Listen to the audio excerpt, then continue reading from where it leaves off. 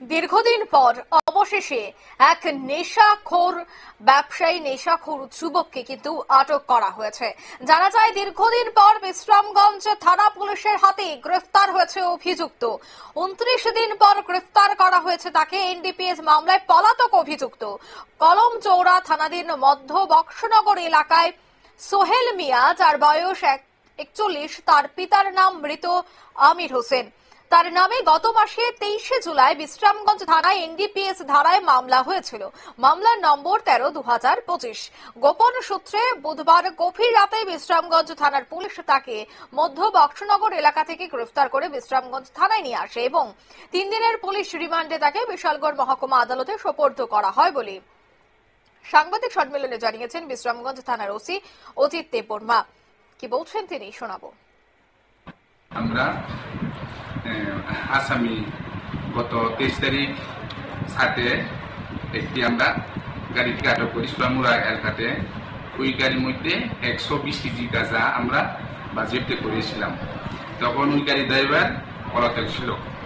ওই গাড়ির নাম্বার হচ্ছে TR0700059। এরপরে আমরা বহুদিন ওই কালপিটের বিরুদ্ধে আমরা রেড করি। তাদের বাড়িতে অন্যান্য সাসপেক্টেড এলাকাতে, কিন্তু তাকে খুঁজে পাওয়া যাচ্ছে না। তাই যথারীতি গত রাত্রে আমরা গোপন সূত্রের ভিত্তিতে মধ্য বক্সনগর এলাকাতে আমরা কলমচৌড়া থানাধীন ওই অভিযুক্তের আসামি পলাতক আসামির বিরুদ্ধে আমরা রেড করি। রেড করার পরে তাকে আমরা আটক করতে সক্ষম হই। উক্ত পলাতক আসামির নাম হচ্ছে সোহেল মিয়া, 41 বছর। বাবার নাম হচ্ছে আমির হোসেন, কলমচৌড়া থানাধীন মধ্য বক্সনগর। তার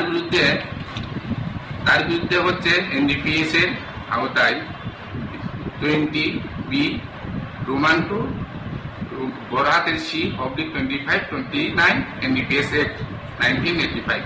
কেস নাম্বার হচ্ছে বিশ্রামগঞ্জ পিএস কেস নাম্বার 13/2025। তাকে আমরা 3 দিনের পুলিশ রিমান্ড চেয়ে তাকে আজকে আমরা কোর্টে প্রেরণ করা হবে। তার নাম Ajit Debbarma, inspector of police, OC Bishramganj PS. আমরা শুনলেন ওসির বক্তব্য। নেশা কারবারিকে কিন্তু অবশেষে গ্রেফতার করা হয়েছে। এনডিপিএস ধারায় সে অভিযুক্ত ছিল, তবে অবশেষে তাকে 29 দিন পর গ্রেফতার করা হয়। নিয়ে নিচ্ছে ছোট্ট একটি বিজ্ঞাপন বিরতি, সঙ্গে থাকুন।